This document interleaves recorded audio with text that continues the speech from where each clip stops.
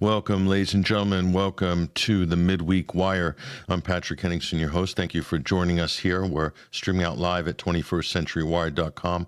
Also streaming out live on Rumble, YouTube, BitChute, Facebook Live, as well as a few other streaming platforms, and on the audio streams, iTunes and Spotify. Afterwards, if you're subscribing to the audio podcast, we'll be there as well after the program. And thank you guys who joined us on Sunday for the Sunday Wire. That was a very popular episode of the Sunday Wire. We had our team with us. Turned out to be a fantastic show. And you can watch the archives. Just go to 21stcenturywire.com. You'll see the archives there of the various Sunday programs. There's also Midweek Wire archives at 21stcenturywire.com as well. So again, thank you for your listenership, and especially for the participation in the comment threads, of which we get a lot. It's this absolute flood of engagement, which we have on Sunday. So it's great to see all you guys out there. Really appreciate everybody getting involved, and we'll be doing more, of course, along the lines of engagement during the various programs that we're doing on these channels as well. So thank you again, you guys, for your support for the Sunday Wire show that just keeps on growing after all these years. So today we got a very important discussion. It'll be a shorter than normal program, and we'll kick off by talking about a very important story. We'll bring this up on screen right now.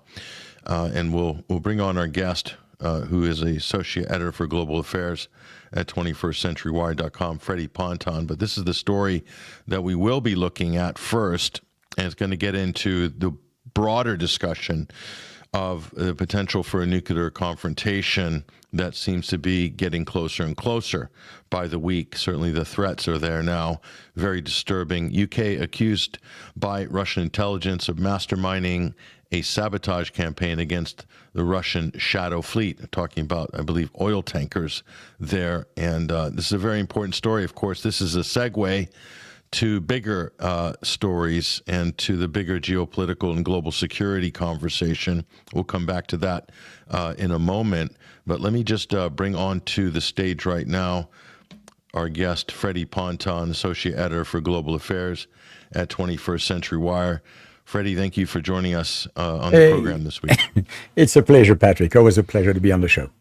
Yes, and Fred, you've also been researching this particular story. This is basically the jump-off point here. I mean, this is just so indicative of the situation we find ourselves in, how this has become normal. It's really beyond me. But here we are. We're talking about this. UK accused by Russian intelligence of masterminding the sabotage campaign against the Russian shadow fleet.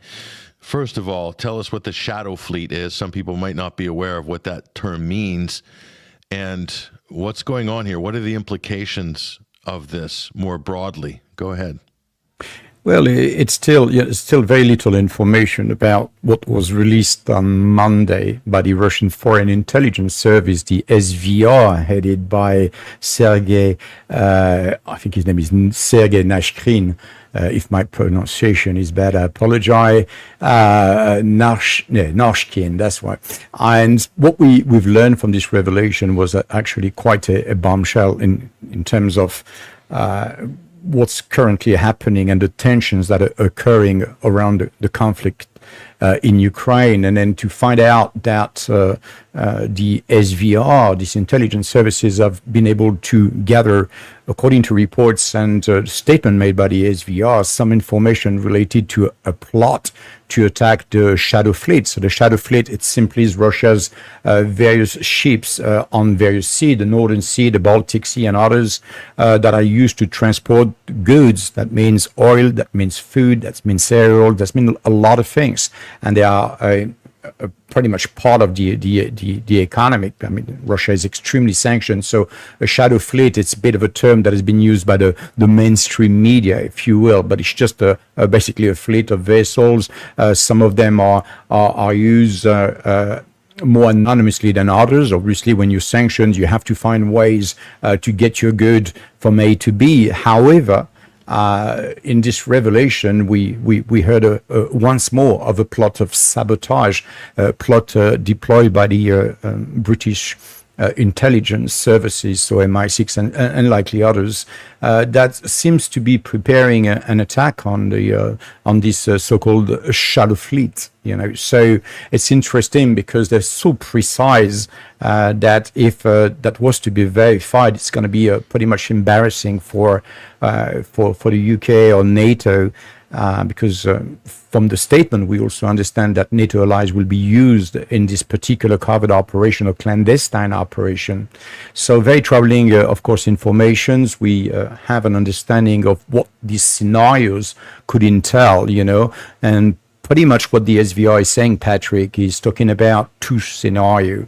The first one, which will be basically an incident with an unwanted tanker in a narrow maritime passage, like a strait, around Denmark or whatever, other places, of course, and then oil spill and the obstruction of the shipping lines. We're talking about also a potential environmental disaster. So that's basically the first scenario that is presented, and the second one is more a direct sabotage with basically that will occur in a port of a NATO ally, and the port infrastructures will be eventually damaged. One of the vessels will caught on fire, maybe others will caught on fire, and so on and so forth. So in the article, I put the documents from directly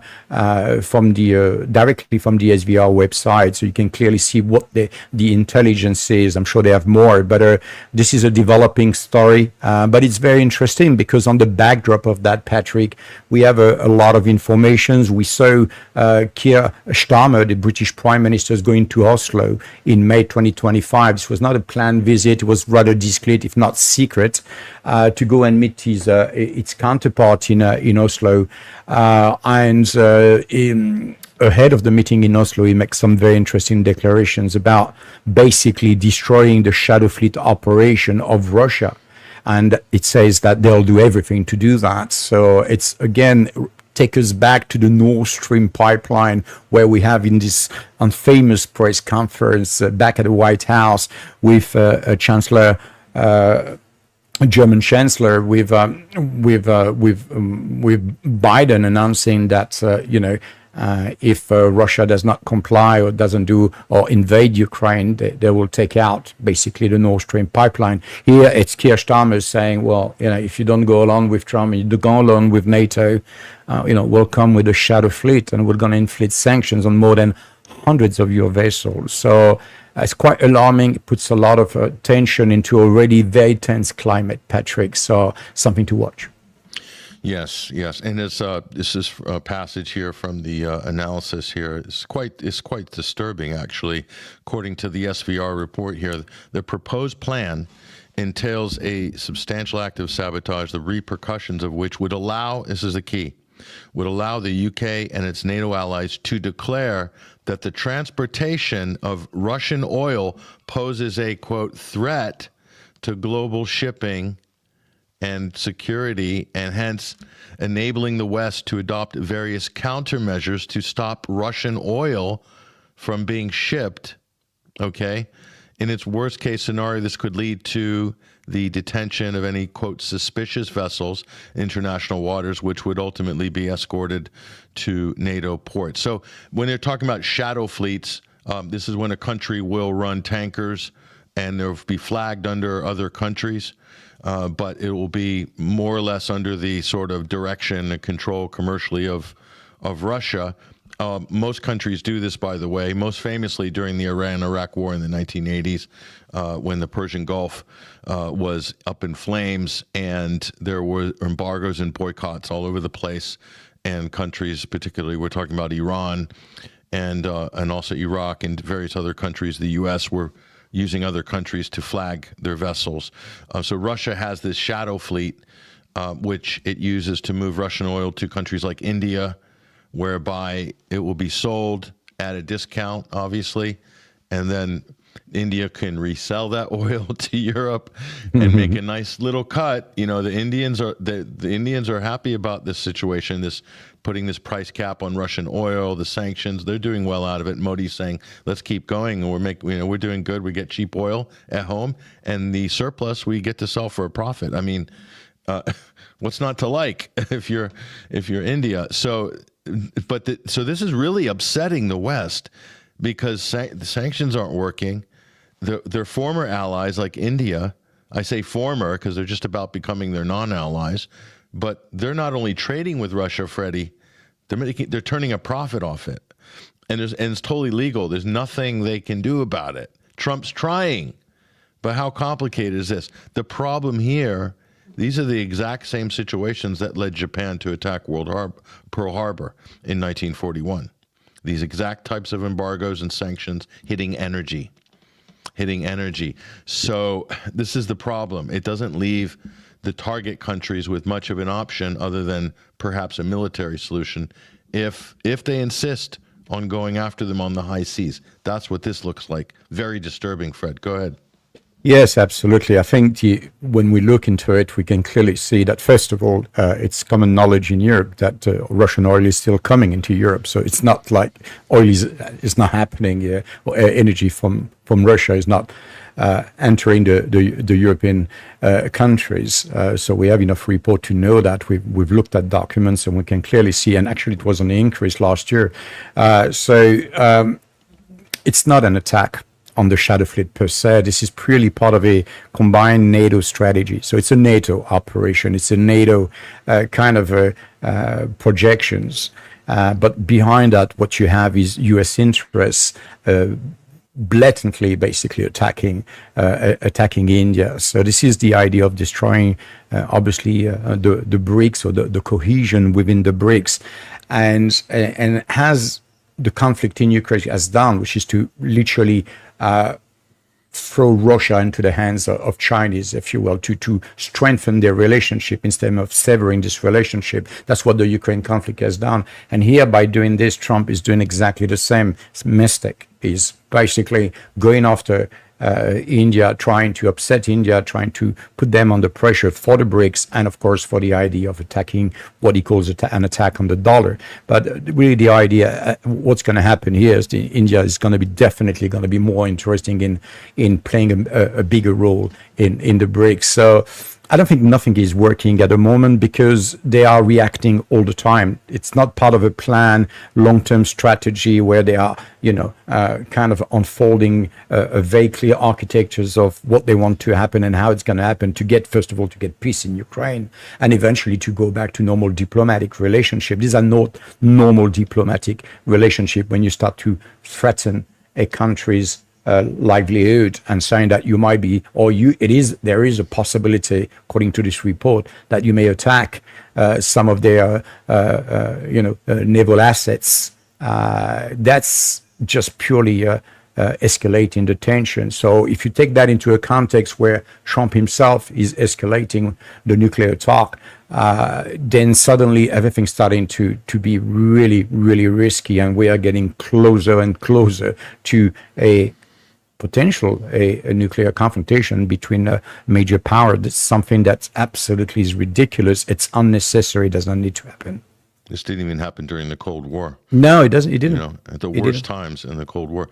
Let me bring this map up on screen, Fred, because you mentioned Nord Stream, and so according to this plot, they would be looking for places, very narrow straits, of which there are many in the Baltic Sea. And this is a Baltic Sea, which you refer to in your piece and, of course, in your Nord Stream investigations as the NATO lake, okay, especially since Finland and Sweden joined NATO. So as we know, a number of key points, obviously the most obvious being that which is in the Danish exclusive economic zone and the straits combined between Germany, Denmark, and Sweden being the most vulnerable to this type of attack. So what are we talking about? A kind of a false flag, but how does this relate to the Nord Stream pipelines? Are you relating this in terms of more nefarious activity within weaponizing, militarizing the Baltic in a much greater way, even than Nord Stream, or are you looking at this in terms of the clandestine operation itself? Fred, go ahead. Well, according to the SVR report, we can clearly see that the idea will be to to conduct a covert operation or clandestine operation, and then blame and shift the blame onto Russia or to Ukraine. Exactly the same scenario we saw with the Nord Stream pipeline, with zero evidence, complete illogical deduction that Russia would have blown up his own pipeline. It's just the whole thing didn't make any sense. So that's how the German eventually had to come up with the German plus had to come up with the story on Ukraine, which is completely fabricated. This is just a red herrings. And what I'm getting from this information here is that not only we're talking about a clandestine covert operation, but also we're talking about a red herrings there that's going to accompany that operation if it was to happen. Now, what's interesting, Patrick, is that from the Russian side, I've looked into it to see how they responded to it in the Russian press and media and so on. And it looks like the Russians are going to attach basically frigates to the shadow fleets. So every ship's important strategic ships, carrying strategic commodities is going to be moving in the Baltic or whatever. They will be accompanied by an armed vessel.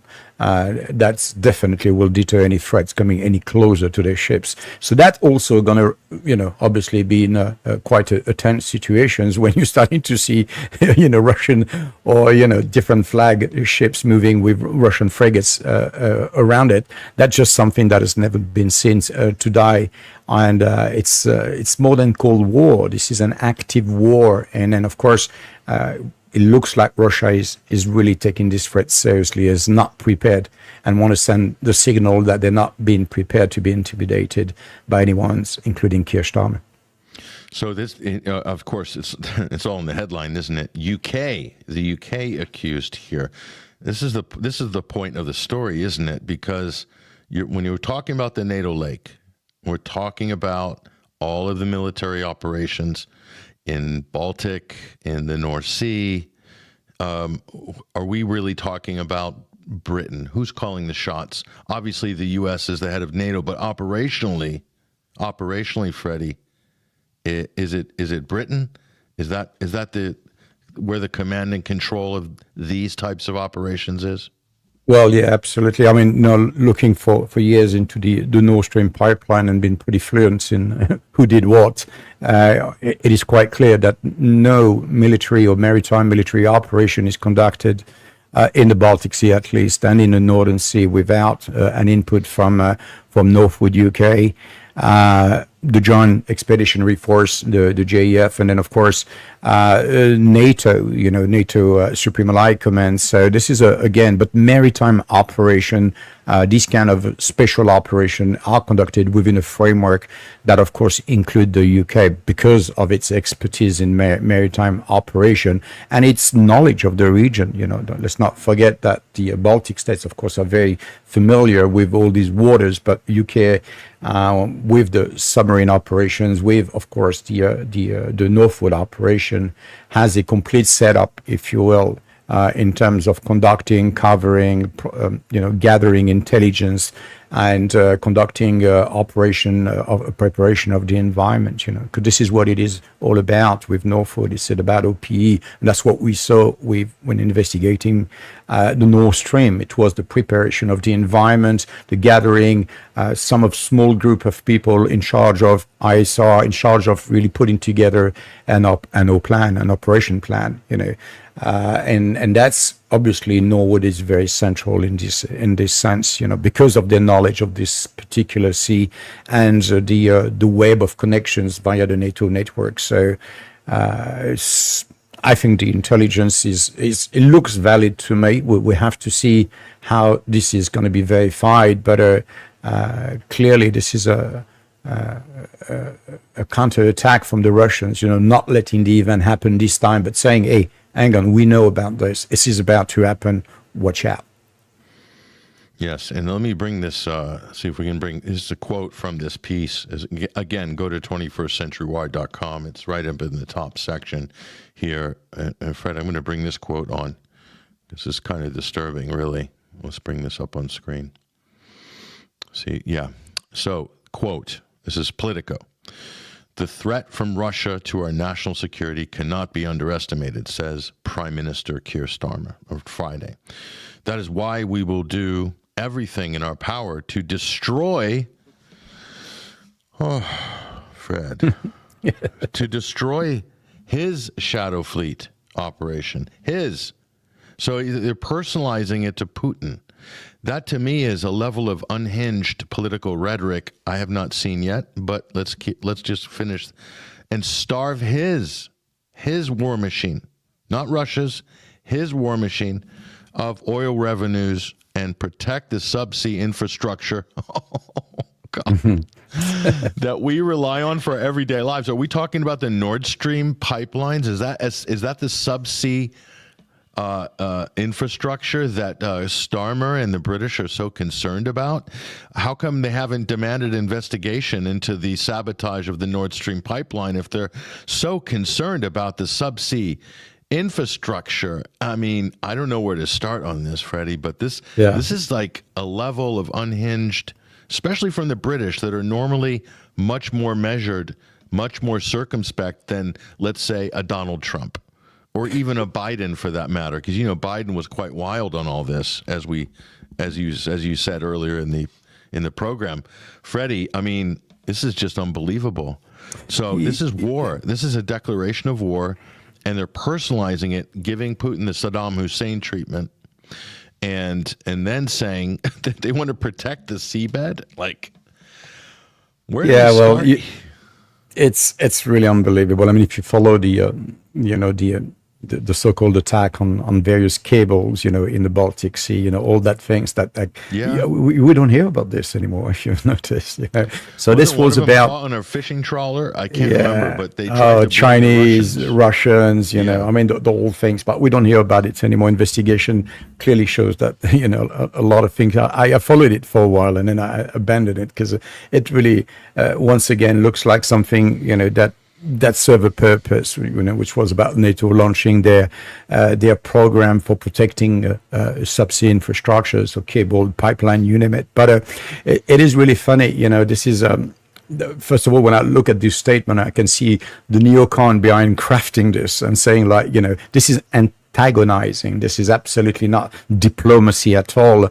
And then, of course, it's who's going to be investigating that? Again, that's what the SVR say in the report is about. Triggering an international inquiry. But international inquiry by who? Russia's not going to be invited to the show. They were not invited to the Nord Stream pipeline only way after, but they're not going to be invited if anything happened. They can be sure of that. So it's again, this element, these components that are described in the SVR statements are very precise in a certain way because it's a scenario and you can clearly see the intent, how it looks like, and how it'll be covered. It's the cover up of the crime, Netanyahu style. This is why the Nord Stream is so important, because the fact that nobody is pressing Germany or Sweden, all these parties have plenty of information that they could very easily make public. There's enough data that's been gathered by investigators. I personally think the investigations are fixed anyway. They're being gamed, and then anything that is going to lead to possible pointing the finger at the real perpetrators will be covered up, will be buried and covered up. But nobody's demanding the open release. I mean, how long has Germany been sitting on it? And I happen to think Germany has all the answers if they really were interested in making those public. That information's there. I think the same with the Swedes. The Germany is not interested in revealing anything at all. They bought time with this Ukrainian story, and that's all the German public and the rest of us European, for example, were served with, some kind of a, manufactured, if you will, operation supported by, the iconic U.S. media, and mainstream media, which were happy to make a buck on this. But it was a media hit, really, with a few hit pieces from the usual suspect. But if if there is anything true to it, you will have a very concise report. First of all, it will have not been just Germany handling most of an investigation because of the interest in the matter. Germany. And there's a real conflict in Germany. I mean, it goes much further than that. You when you look into the Nord Stream investigations we've conducted and the elements that we've got, we can clearly see that Germany wanted to go to the crime scene, but was not allowed into the crime scene. And then how someone that is not allowed into the crime scene suddenly end up being responsible, the intelligence services, the BND, and so on. So, of course, to answer all these questions, you need to know who is the BND, understand their past, you need to understand Gladio, you need to understand, all the informations about who are these people, because really what's important, the big questions here is that who are behind that. We're talking about Keir Starmer, we're talking about Chancellor from Germany, but is that really Olaf the people? Scholz, Olaf Scholz. Olaf Scholz, yeah. Easy to forget him, by the way. Okay, exactly. He's very forgettable. Very forgettable, insignificant, because he had no input in his own policy as far as handling or dealing with the Russians. This is NATO.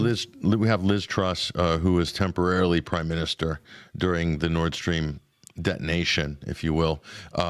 44 days, I think she was PM, replaced then by Rishi Sunak, then replaced by Keir Starmer. But the point about Nord Stream, Freddie, is because that's allowed to be left unanswered and hanging, it opens the door for more sabotage. And that's exactly what we are looking at here. This is why not showing the not having an independent or a real inquiry into Nord Stream, not demanding answers for that, is opening the door for this, and this could lead to World War III. Full stop. Yes, that was the conclusion of my first report, actually, to basically set a precedent by not providing justice, not seeking justice. NATO didn't conduct an investigation, didn't conduct any investigation, and the European Unions, all those that had, teeth in the stake, should have really come forward.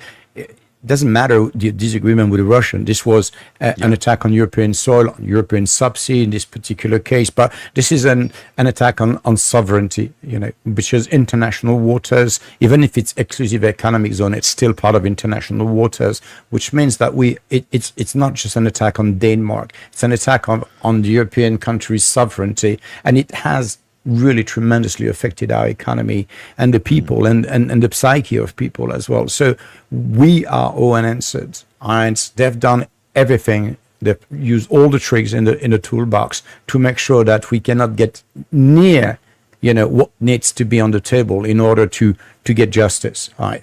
And the German, funny enough, if they were responsible for this release, for this investigation, then surely all the material, all the equipments, all the things that lay at the bottom of the Baltic Sea that was destroyed by the explosion will have gone to Germany, right? Because they are the forensic expert. They would be the one that say, look, we need to look into that. Let's get the material. Let's have a look, and let's come and make some, some forensic analysis there. Well, we'll speak about that later, but we know where the material went, and it's certainly not in Germany.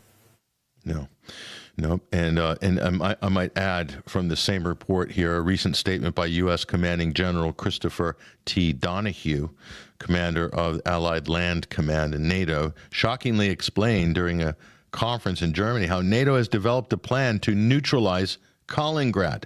That is the Russian enclave just, wedged between, landlocked actually, between Poland and Lithuania, if I'm not mistaken. There's nuclear weapons stationed at Kaliningrad. I just want to let people know that. That's a fact. So they're playing, that's really, that's provoking Russia indirectly. And so openly saying this publicly at a time when tensions have never been so high as they are now, and we juxtapose this, and we're going to jump over here this is just outrageous. Anyway, find the details in here, and it goes even deeper. We're not even scratching the surface of what's on in this research piece here, but Moscow comments on the collapse of the arms control treaty. They're talking about the INF. The INF, Intermediate Nuclear Forces Agreement, has already lapsed. So, but it's sort of, they're looking at this and saying there's no way really we can resurrect this with the current relationship with the United States. Hugely dangerous time we're living in here. Not helped by this man, Freddie. Okay, and here's the tweet. Okay, let's just comment on this, and this will probably take us to the end of this short program, but. This is Donald Trump. This is the President of the United States, okay? He said, did I hear from former President Medvedev from Russia casually throwing the, quote, N-word around nuclear and saying that he and other countries would supply nuclear warheads to Iran? Did he really say that, or is it just a figment of my imagination? Or if he did say that, and if confirmed, please let me know immediately, all caps here. And by the way, if anyone thinks that our hardware was great over the weekend, far and away the strongest and best equipped we have, 20 years advanced over the pack, is our nuclear submarines. They are the most powerful and lethal weapons ever built. We just launched 30 Tomahawks, yada yada, and all 30 hit their target perfectly. I'm not sure about that.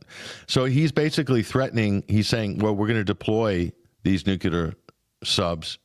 And we're going to position them in this. He telegraphed to say in a certain place. Obviously, the Russians are going to be watching to see if they actually do that. If they did, it would be incredibly stupid by the United States, because those are second strike nuclear submarines that are not supposed to be known. They just sit on the bottom of the ocean. That's how they're just. That's the whole point of that deterrence structure. Okay, so Trump doesn't understand any of what we're talking about. Like, who is his advisors? Who's writing this tweet? Is it the guy that used to manage the golf shop at Mar-a-Lago? Is it Dan Scavino? Like, who's writing these tweets? So that you can't do foreign policy on Twitter.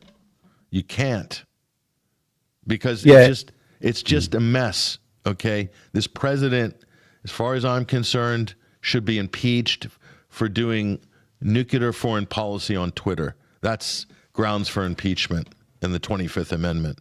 I don't really care at this point what the excuse is. They say, oh, Medvedev started it.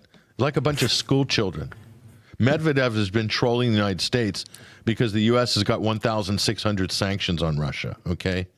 Give me a break. Freddie, I'm going to leave this with you to finish off this comment here for the program. We got 5 minutes, 4 minutes. But just your thoughts. I mean, I'm so concerned about the conditions that we find ourselves in, especially between two nuclear states. Go ahead. Yes, it is concerning, Patrick, no doubt about it. But it's not a new situation. At the end of the day, the United States left the INF in 2019, so that has been quite a bit of time. And it's funny because it happens before the Ukraine coup, the Euromaidan, and so on. So you have to look at that as in a bigger bubble, if you will, and see that the US blamed the Russian for some of their missiles, saying that their range was just way above what was agreed in the treaty. The other side was, Russia did the same thing. They pulled out, but we can clearly see that part of NATO's strategy, and NATO has used basically this deterrence or this kind of forceful move. We saw that with the Pershing in Germany, which created a huge mayhem, missile crisis. Nobody wants these nuclear weapons on their countries, and yet Trump's coming back with this and make a complete rhetoric about that, but we don't really actually get the meat. We don't get really the volume of what has been transported, what has been brought to Europe on our sovereign soil. What does that mean? What I'm seeing, Patrick, and I'm going to be completely honest about that, I see a lot of wins. I see a lot of desperation. I see a lot of lack of power to handle the Russian problem, because the battlefield speak better than any of this nonsense, any of these tweets and stuff like that. This is diversion. And funny enough, when you see this kind of tweet and this kind of rhetoric taking the entire media space, it feels to me that this is a diversion from the genocide that is taking place in Gaza. So each time the situation it becomes unbearable with Netanyahu's policies in Palestine, you have a crisis in Ukraine. And it seems to me that they've been weaponizing the media space as a diversion from what really happening, where children and women have been killed on a daily basis in front of everyone's eyes. And when it's become too unbearable, the numbers are not sustainable, well, let's have a little nuclear crisis over there. It doesn't mean anything to me from what I see. It looks like to me a diversion, and a lot of players and independent as well have been caught into that. But I don't want to give it more credit than it deserves, because at the end of the day, the outcome, we already know it, those that have looked into Russia, and that is the undeniable truth that Russia is going to win this war. What matters is how much of Ukraine are they going to conquer, because they're getting closer to the Dnieper and it's happening. And as I say, I wouldn't be surprised that when Ukraine falls, it's going to fall abruptly, really abruptly. Suddenly, it's going to give in. And next thing you're going to know is Russians going to be at the gate of Kiev. And then the other side, of course, is going to be the discussions, and we can talk about it next time, but about the replacements of Zelensky. This is in the process.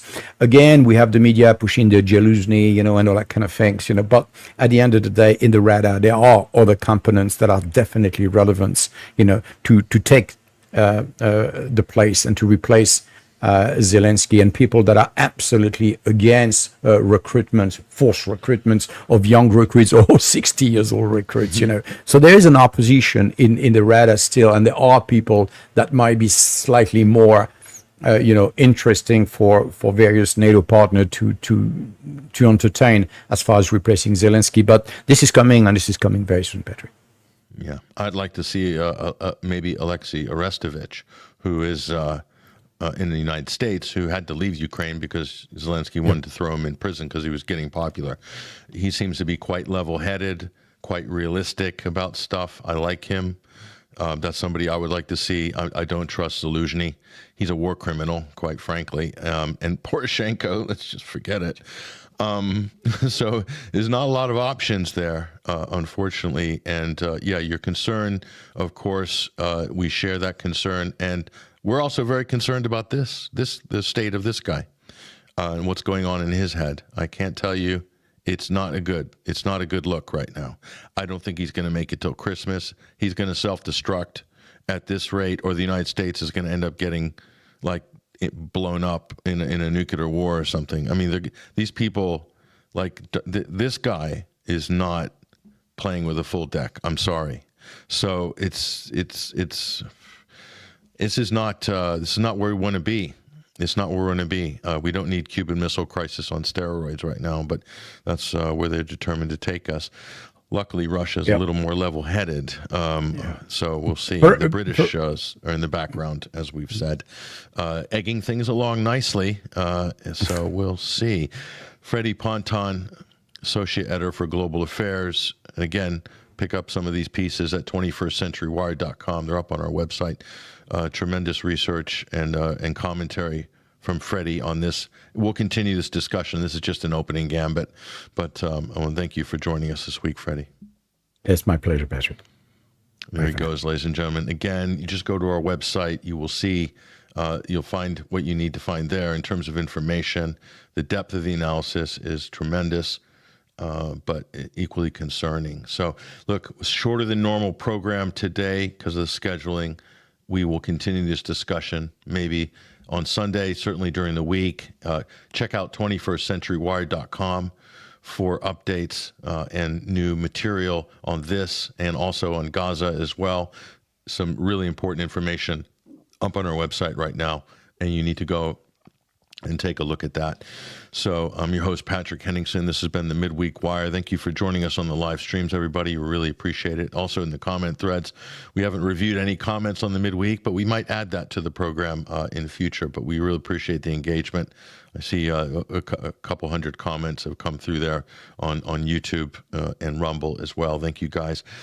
Share and like and subscribe on our YouTube channel if you haven't done that already. That's one way we can force our way through the algorithmic prison that Google Inc., Alphabet, and YouTube have put us in there. So let's help us break out of that by subscribe, comment on our YouTube as well. Get that algorithm out of our way so we can reach more people. So that's all we've got time for today. Again, if you want to support 21st Century Wire, just go to the donate option up on our website. We really need you guys to jump on one-time donations or subscribe monthly for just over $5, and you can become a member and really support us for a very low price, but a great level of support. And we need more people to sign up to 21wire.tv. We really do, and we need you guys more than ever. We've got a lot of work to do, and we need your help to make that happen. Look, that's all we've got time for. I hope you guys are going to be well this week. Have a great second half of your weekend. And hopefully we'll see you on Sunday with another fantastic program like last week's. So anyway, we'll leave it there. I'm Patrick Henningsen. This has been the Midweek Wire. Take care. All the best.